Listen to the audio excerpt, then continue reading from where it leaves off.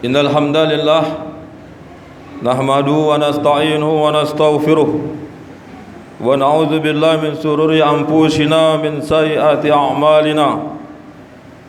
May yahdihillahu fala mudilla lahu wa may yudlil fala hadiya lahu. Ashhadu an la ilaha illallah wahdahu la syarika lahu wa ashhadu anna Muhammadan abduhu wa rasuluh. Allahumma salli wa sallim wa barik ala nabiyyina Muhammadin wa ala alihi wa ashabihi wa man tabi'ahum bi ihsanin ila yaumiddin. Ya ayyuhalladzina amanu taqullaha haqqa tuqatih wa la tamutunna illa wa antum muslimun.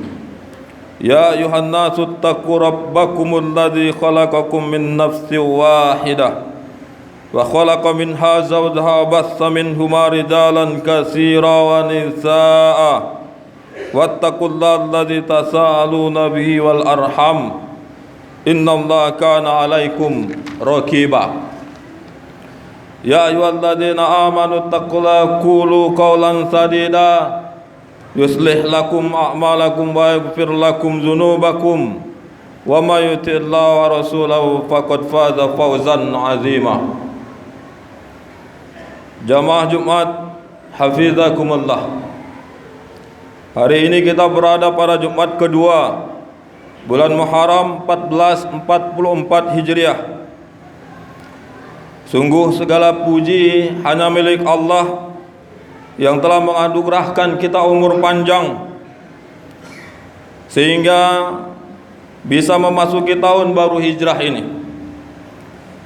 Kita bersyukur kepada Allah Subhanahu wa taala atas segala karunia, utamanya karunia iman dan kesehatan, sehingga kita bisa menunaikan sholat Jumat pada Jumat kedua di tahun 1444 Hijriah ini. Awalnya umat Islam tidak memiliki penanggalan dalam angka tahun. Demikian pula orang-orang Arab di waktu itu.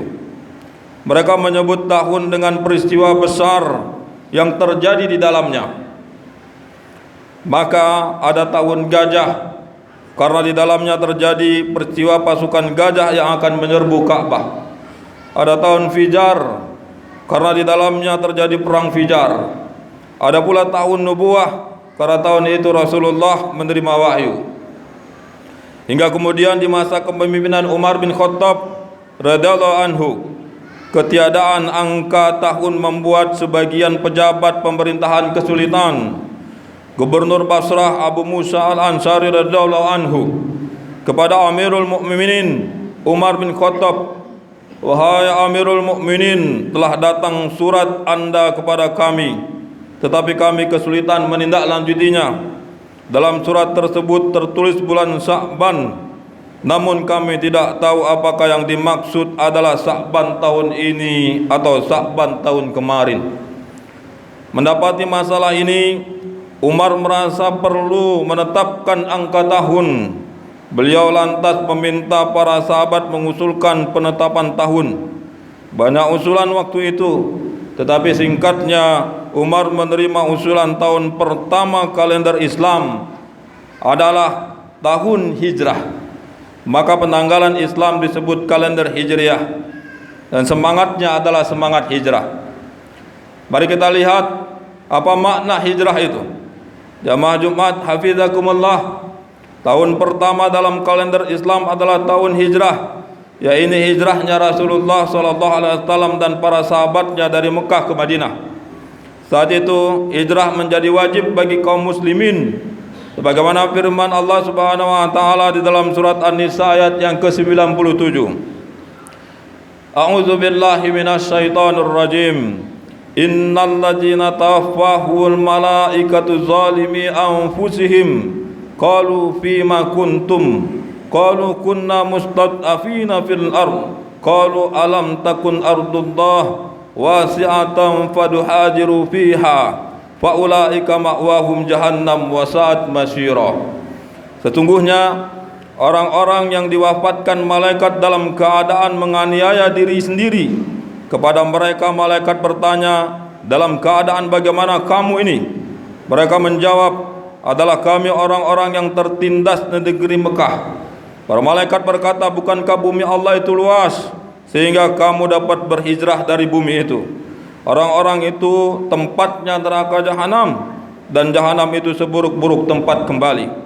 Dan inilah makna pertama hijrah, hijrah makaniyah, hijrah tempat dari Mekah ke Madinah di waktu itu, dari Darul Kufur, negeri kafir, menuju Darul Islam, negeri Islam.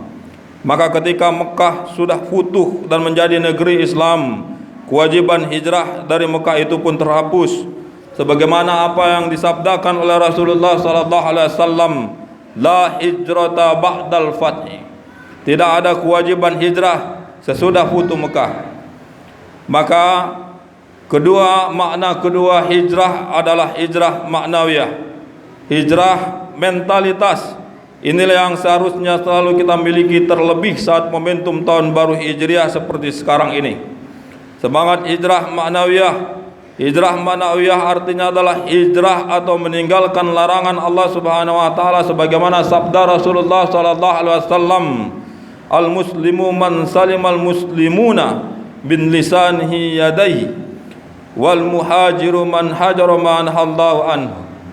Rasulullah mengatakan kepada kita, Muslim adalah orang yang menyelamatkan semua orang Muslim dari lisan dan tangannya, dan muhajir adalah orang yang meninggalkan segala larangan Allah Subhanahu wa taala.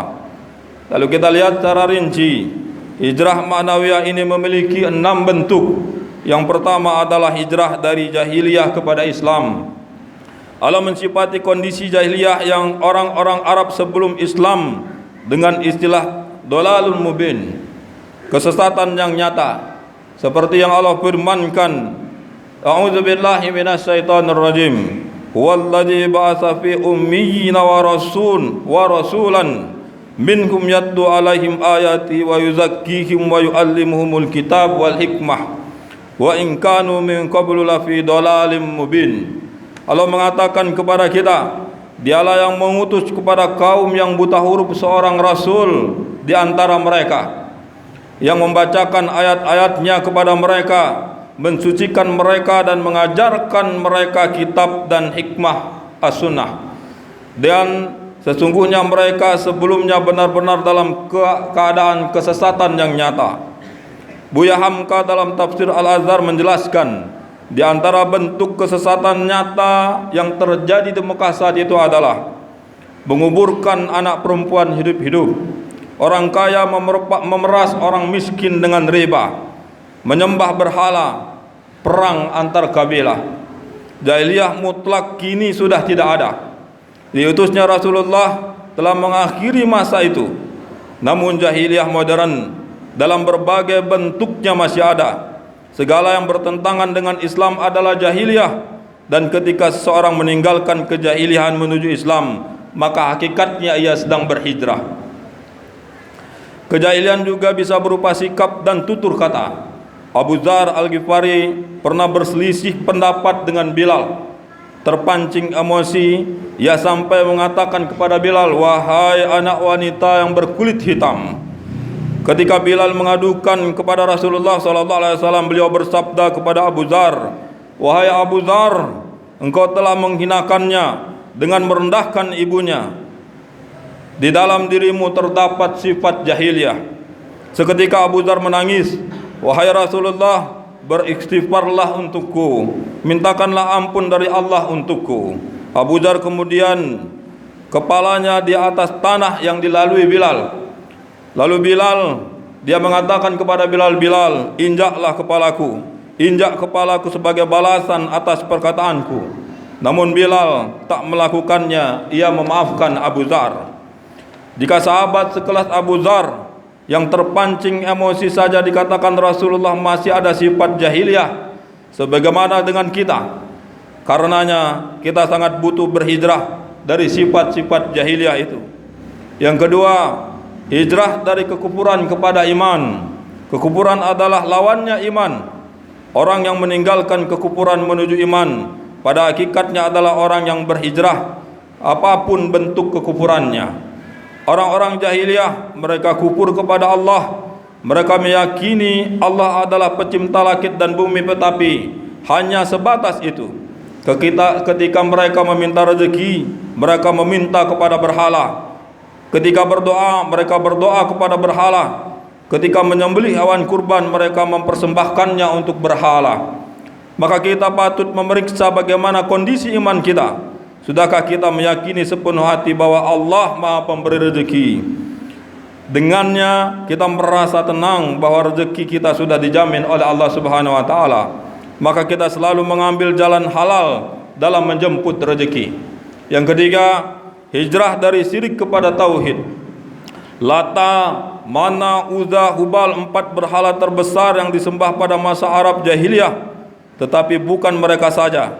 Saat terjadi Futuh Mekah, di sekeliling Ka'bah ada 360 berhala. Semuanya dihancurkan Rasulullah dan para sahabat di hari itu. Selain di tempat pemujaan umum, tiap rumah juga memiliki berhala dari aneka bahan.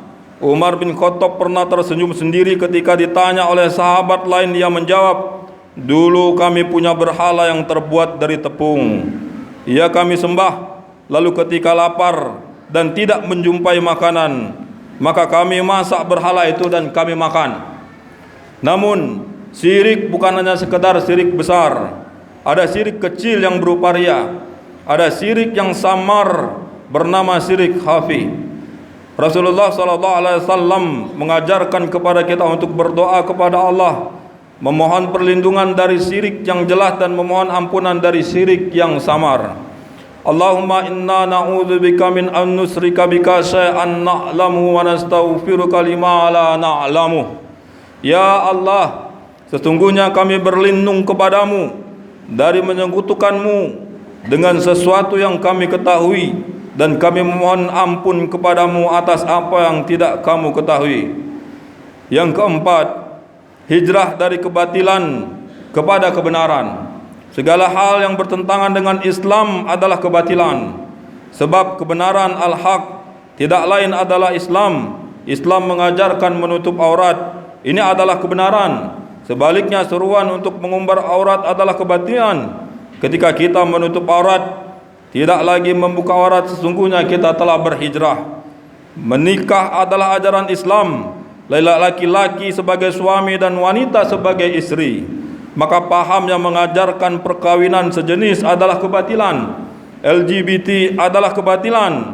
Meninggalkan kebatilan itu adalah hijrah menuju Allah dan Rasulnya. Yang kelima adalah hijrah dari maksiat kepada ketaatan. Allah memberi kita nikmat yang banyak, namun nikmat besar itu kadang justru digunakan untuk bermaksiat kepada penciptanya. Maka justru melihat yang haram, telinga justru mendengar yang haram, lisan berkata dusta, gibah dan menyakiti orang lain, tangan menzalimi orang lain, kaki melangkah kepada tempat-tempat maksiat. Padahal itu semua akan Allah mintai pertanggungjawaban.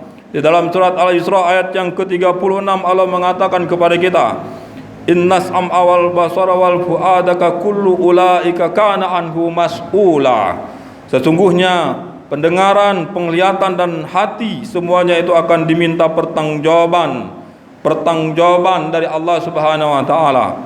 Meninggalkan kemaksiatan menuju ketaatan adalah hijrah. Yang keenam, hijrah dari haram kepada halal. Nyari yang haram saja susah, apalagi yang halal. Demikianlah alasan sebagian orang yang menabrak syariat dalam mencari penghasilan. Padahal kita mencari dengan jalan halal maupun haram, rezeki yang kita dapatkan takkan meleset dari apa yang telah Allah tetapkan kepada kita semua. Bedanya, saat kita mencari dengan cara yang halal, kita akan mendapatkan keberkahan. Sedangkan ketika kita mencari dengan cara yang haram, menjadi dosa dan dampak buruknya bisa berkepanjangan. Meninggalkan yang haram menuju yang halal adalah hijrah, termasuk makna hijrah. Aqulu qouli hadza wa astaghfirullahal azim innahu huwal ghafurur rahim.